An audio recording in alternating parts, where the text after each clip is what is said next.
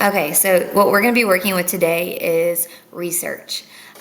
This is going to be a 7th and 8th grade lesson that I will introduce a variety of different research skills. Typically, I like to, or at least last year, I like to start out with the database, but this year I'm kind of holding off on that until for a couple of weeks. I wanted to start off with Google for this one. Google's in their life every single day. We use it to research almost anything and everything, and they think it has all the answers, which it has quite a few. But sometimes they don't understand what's reliable versus what's not reliable. So what we're going to be focusing on today is how can we use Google in an efficient way to narrow down our results, to help us feel more comfortable and less overwhelmed with our results as well. Hopefully encourage them to actually click the link instead of just reading the little blurb underneath. But I'm going to do this by giving them a quick, walkthrough lesson, because I feel like it's important whenever we're teaching to not only give them something, like a notes for them to read, a handout, but to show them by explaining it to them, letting them listen to us so that they're seeing it, they're hearing it, and then at the very end they're going to apply it. To make sure that it has relevance in their life, but also for them to see if they have any questions, because they may not have any questions at first.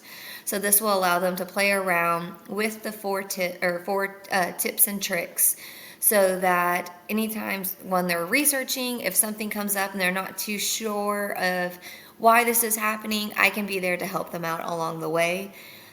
So yeah, we're gonna do a little bit of research, but it's gonna be with Google, and hopefully you enjoy. Thanks. You too. Okay, y'all, so today, like I was saying a few minutes ago, what we're going to be doing, boys, if you don't mind putting your Chromebooks away, I would appreciate that.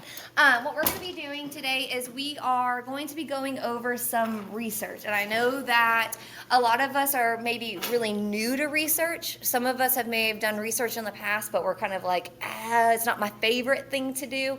But today, I want to make your lives easier, because in middle school and in high school, you're going to have to do quite a few different things that involves research. And Google is not a fun thing. Google's not my favorite thing, because Google is it's not a live. It's a database instead of a live action search. So it has these like pre-programmed links that are already in it, which means that when you search something up, it's going to give you things that are connected to that word on all different levels. For instance, if you notice up here, it says the word Halloween. Y'all, Halloween has a lot of things that are connected to it. When I typed Halloween in that search box up there, I know it's kind of hard to see, but when I typed it in up there, it says in 53 seconds, over 4 million different results came up. 4 million. I don't know about y'all, but I don't think y'all have time for that at all. I know I don't have time for that. I don't have time to go from page to page to page. So today, that's what we're going to do. We're going to come together and we're going to talk about tips and tricks to make your lives easier, so that Google actually likes you and doesn't give you 4 million different links on things that you probably don't even need. And then we're going to take this idea and we're going to do a research kind of project with it, something that you're going to be able to apply these skills to. But again, it's going to be over 9/12 and every day that follows after it. We're going to talk about the impact of how 9/11 changed our whole entire world. So I'm going to walk you guys through this. You guys should all have this paper. Does anybody not have this paper in front of you? This is tips and tricks for you guys. If you need to write on it, you are more than welcome to write on it. Everything should be on here. There's one section, though, that there's one thing that I missed on here that I would love you guys to add. But this is tips and tricks to help you guys out with your research. I know y'all can read it. I know it's kind of self-explanatory, but as learners, sometimes we need to read it, we need to hear it, and we need to apply it. And so that's what we're going to do today. And honestly, probably some of us won't read it at all, so at least you can hear it and at least get exposed to it once. When we're done with this today, please, please, please take it with you. Do not leave it on your table. Take it with you so that you can glue it in your notebook when you go back to class. That way you have it for her class, you have it for science, you have it for history. You're going to do a lot with it. Okay, do you mind clicking it for me? So say I want to research Halloween, right? And I want to research the celebration and the tradition of Halloween. Well, when I typed Halloween into that search box, I want you to notice that, like I said, it gave me 4 million results. But look at that very first result up there. What do y'all see? Can y'all see that? Do y'all see what site that might be? It's Wikipedia, right? I know it's a little bit hard to see. It's Wikipedia. What have your teachers ever told y'all about Wikipedia? Don't trust it. They say it's fake. Why are they telling you this information? Because you can change it, right? Some people can change that information on there. Now, I'm not telling you not to use Wikipedia. I'm just telling you that if you do use Wikipedia, you need another link, another source to prove that Wikipedia is telling the truth, okay? You have to have something else to back it up. But Google thinks, hey, Wikipedia should be your first link every single time you search something. And so it's so easy for us just to click that one, right? But I want you guys to be very conscientious on that. Now, that one, it could give me everything I needed, but I know it's not reliable. So then I go to the second link. Can anybody see that second link? I know it's really hard to see. You can definitely scoot up if you can't see it, for sure. It's the History Channel, y'all. History Channel is a great one, and it actually even tells me about the tradition and celebration of Halloween just like I wanted. But then it goes to this third link right here. What is this third link? Can y'all see? It's like MILP, something like that. Yeah, so can y'all guess what that is? So it says Halloween 1978. Halloween when it started. We would think that. We would definitely think that. Then underneath it, it says 15 years after murdering his sister on Halloween night, 1963, Michael Myers. What is this? The movie. We even just played the song, or Mr. Hervey just played the song for us, right? It's the movie. Do I really need the movie in my search if I'm just trying to think of the tradition and the celebration? No, right? It has nothing to do with anything that I'm looking up. Then, go back one more. The next one's about costumes. So out of all 4 links, how many were actually a source that I could use? The History Channel. So 1, right? Out of 4 links, I'm only allowed to use 1 of them so far because of the word Halloween. Okay, click it for me. Okay, then it goes on link number 5, it goes to Halloween the movie again. And then link number 6 talks about country living. Does anybody know what country living is? And it's not living in the country. Nobody's heard of it? Its origin, meaning, and tradition. I hope it did that, but it actually is a craft magazine for women who are 40 years older and plus, and teaching them how to make different types of crafts and art stuff. That's what they always say. It's an older magazine that a lot of people use to learn how to craft. It's actually really a cool magazine. I kind of like it, but I'm an artsy person. But it has nothing to do with Halloween, the tradition, or the celebration. Then we have finally a really good link. It's called Library of Congress. It's a .edu link or a .gov. Those are always really good sites. We love those sites. And it's about what I want, Halloween traditions. Then the next one again goes back to the franchise of Halloween.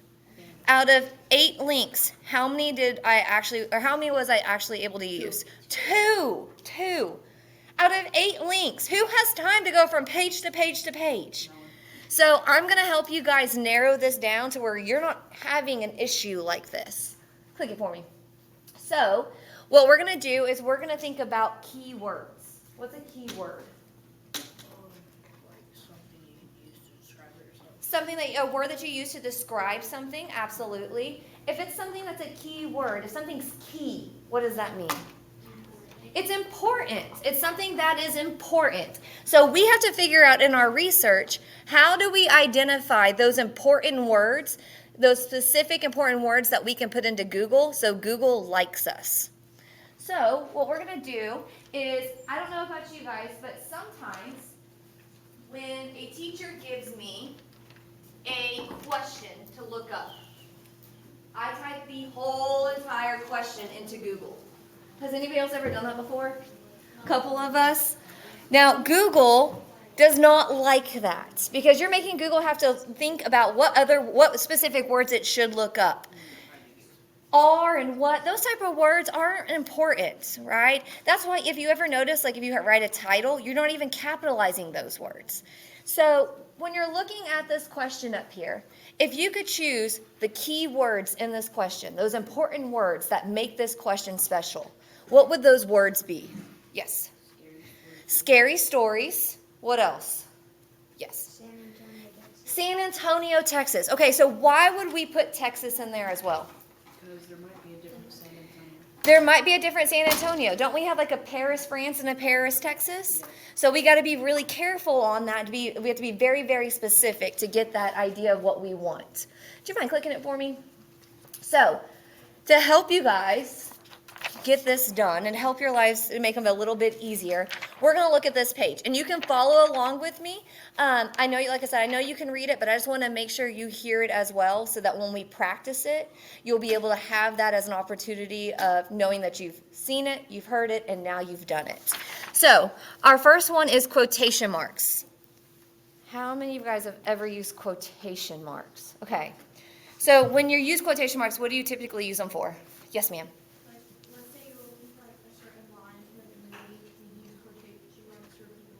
Perfect, absolutely. When you're trying to find like a specific quote or a song lyric or a specific line that somebody says, absolutely. Anybody else? Yes. When somebody's like speaking. When somebody's speaking, dialogue, perfect. Well, quotation marks are actually really, really good when it comes to actual research. So, for instance, if I said Manchester United, does anybody in here know who Manchester United is? Oh my goodness, I love it. Last class, they didn't know anything about Manchester United. So, but what is Manchester United? It's a soccer team. Were you also saying a soccer team as well?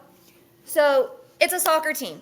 Now, the soccer team, if I would have put Manchester United into Google without the quotation marks, it's going to look up things about Manchester, and it's going to look up things about the word United, and it may give me some results about the soccer team. But it's going to look up those words as if they're individual words, not as if they're a phrase that come together. But if I put quotation marks around Manchester United, it's now linking those two words together, and I'm going to get results about that soccer team. Thumbs up, sideways, or down. Does that make sense, or do I need to explain that in any other way? We okay with this? So what this does is these two quotation marks, it takes these separate words that Google will look up as if they're independent by themselves. It puts them together so that you can get the actual phrase that you're looking for. Okay, let's see. The next one on there, go back one. Oh, yeah, there you go. Perfect. So on your paper, you guys have it. It says dash. It's the second one down. But you don't have this one on there that's added with it. What's on this side? What does it say at the very top?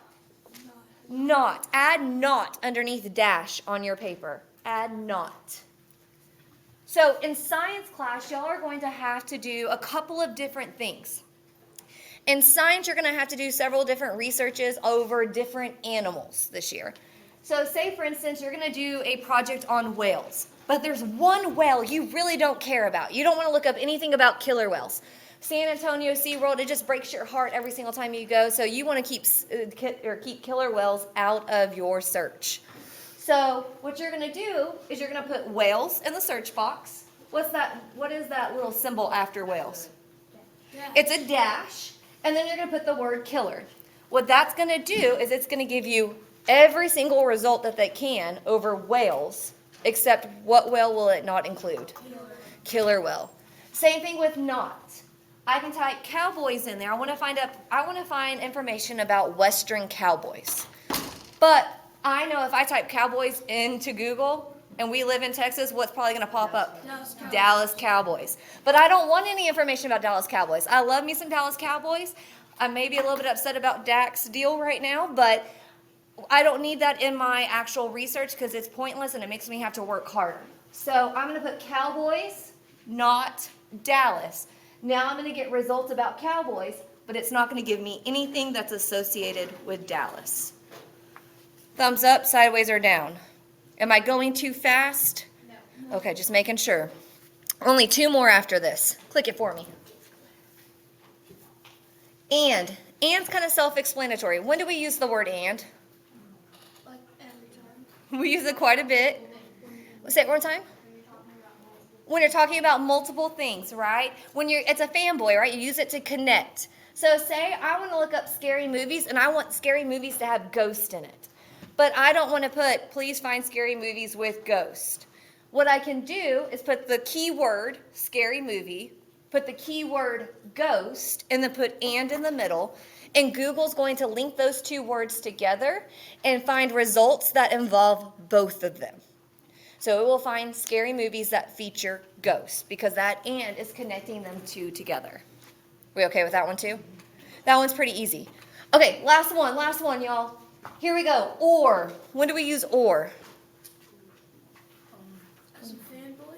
It's a fanboy, yes. But what does that do? When we put it in the middle of two sentences and we use it as a fanboy to connect those two sentences together. To compare, right? To compare. Or to give you results over one versus the other. Say I get some topics in school, right? And I don't know which topic I would actually like to choose from. What I can do is I can put both keywords for those topics into the search engine and put or in between both of them, and it'll give me results over either one, okay, to help you kind of narrow it down. So there's 4 of these. 4 of these. One of them, you have 2 different ways to actually make it work. Are any of these confusing? Are we okay with them? Okay. I want you guys to at least try these out. I know that you're probably going to put it in your notebook, but I want you to really remember that you have these because you're going to be doing quite a bit of different types of research. And I know you guys are busy after school. I know you guys have a life. And I don't want you to have to work harder than what you actually have to do. And so make sure you guys use these. What we're going to do is we're going to take this information. Do you mind clicking it for me? And we are going to connect this to how 9/11 impacted our society. I know you guys have been learning a lot about 9/11 this past week because it was September 11th. But I don't want to talk about what happened. I want to talk about how we were affected by it. So to do this, what we're going to do is I'm going to show you a video. Okay? I'm going to show you a video, and it's about a young girl she was 9 at the time. She's in her 20s now. And she was in her 20s when she made this video. And she made an animated cartoon video to represent how she was affected by 9/11. Then we're going to come back together, and we're going to talk about the impact and what you guys know on how 9/11 changed us and changed our world and changed our society.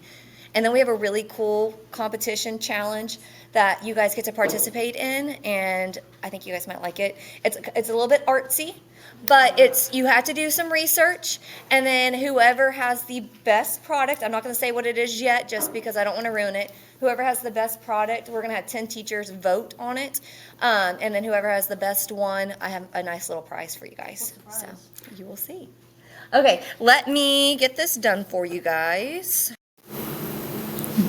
So we finally completed our lesson. I did teach it 25 different times just because I did it with every single 7th grade class and every single 8th grade class. When I did my video recording, I did notice a couple of things I wanted to change, but I'll talk about that in a moment.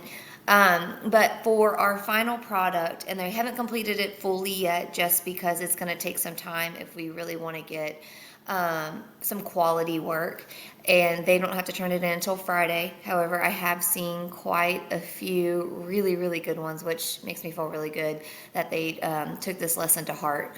But so when we did our research lesson, I really wanted them to be able to put their tips and tricks to use. So what I had them do is we watched a video on how this 9-year-old girl was impacted because of 9/11. And it really focused on how her life has changed because of 9/11. Then we came back together and I had them really dissect the video. We talked about how she used a yo-yo as a symbol in her analysis of how she was affected.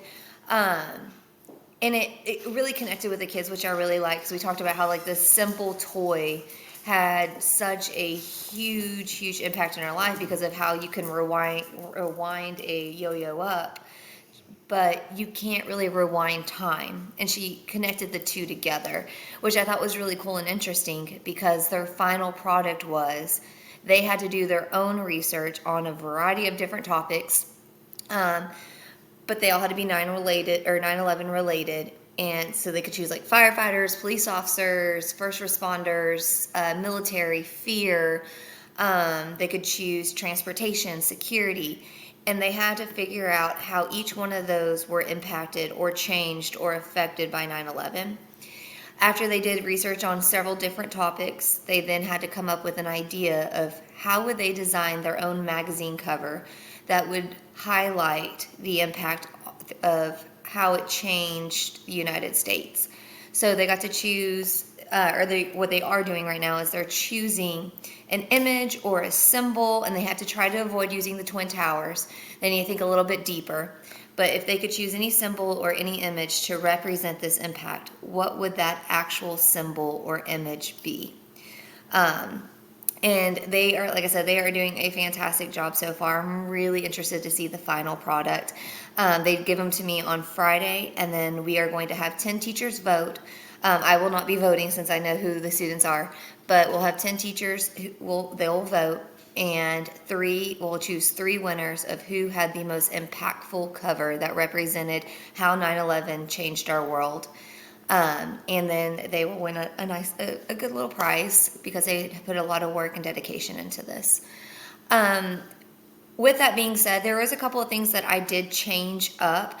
Originally, I had the video at the end of our discussion of impact. However, I wanted to kind of break up the talking. So after I did the research element of the lesson, I put the video in the middle or right after it, so that it would kind of introduce what we were about to talk about when it came to the impact of 9/11.